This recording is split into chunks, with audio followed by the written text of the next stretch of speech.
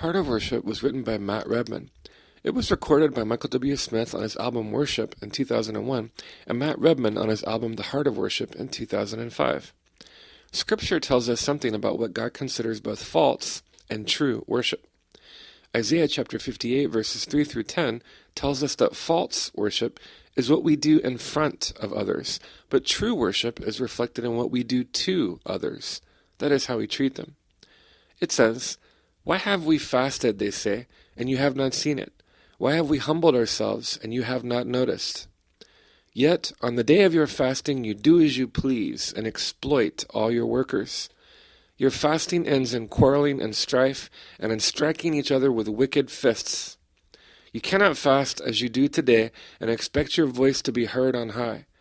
Is this the kind of fast I have chosen, only a day for people to humble themselves? Is it only for bowing one's head like a reed, and for lying in sackcloth and ashes?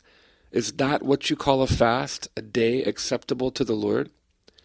Is not this the kind of fasting I have chosen, to loose the chains of injustice, and untie the cords of the yoke, to set the oppressed free and break every yoke?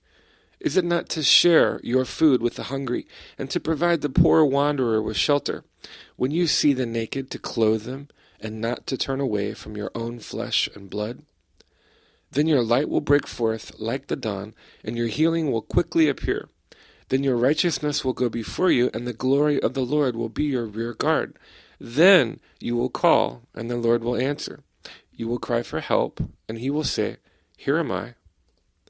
If you do away with the yoke of oppression, with the pointing finger and malicious talk, and if you spend yourselves in behalf of the hungry and satisfy the needs of the oppressed, then your light will rise in the darkness, and your night will become like the noonday." Jesus tells us in Matthew chapter 6, verses 1 through 8 and 16 through 18, that when we do things to be seen or recognized by others, it is false worship.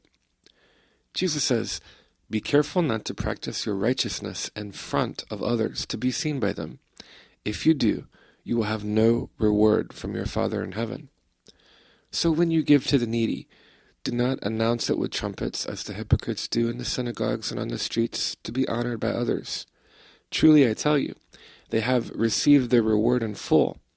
But when you give to the needy, do not let your left hand know what your right hand is doing, so that your giving may be in secret. Then your Father, who sees what is done in secret, will reward you.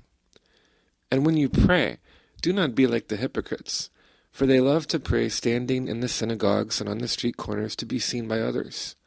Truly I tell you, they have received their reward in full. But when you pray, go into your room, close the door, and pray to your Father who is unseen.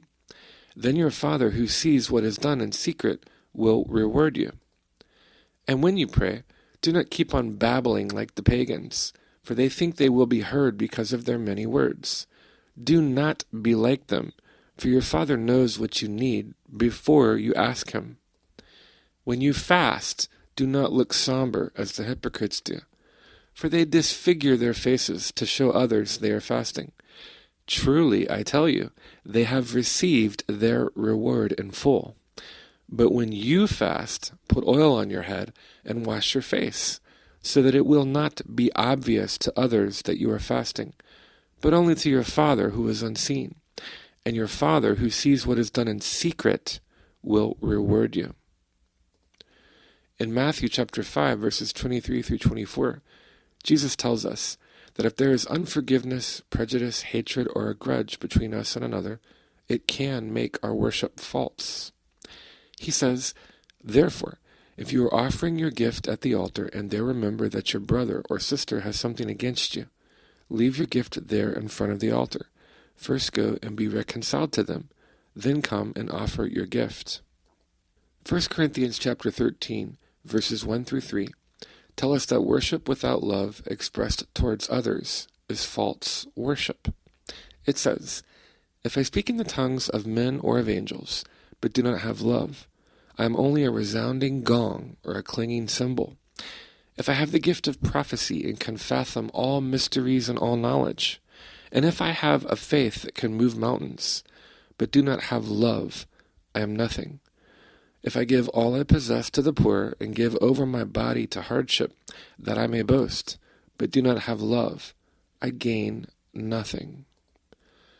In John chapter 4, verses 23 through 24, Jesus says that only when we worship in the Spirit with our lives, rather than empty words and rituals, does our worship become true worship.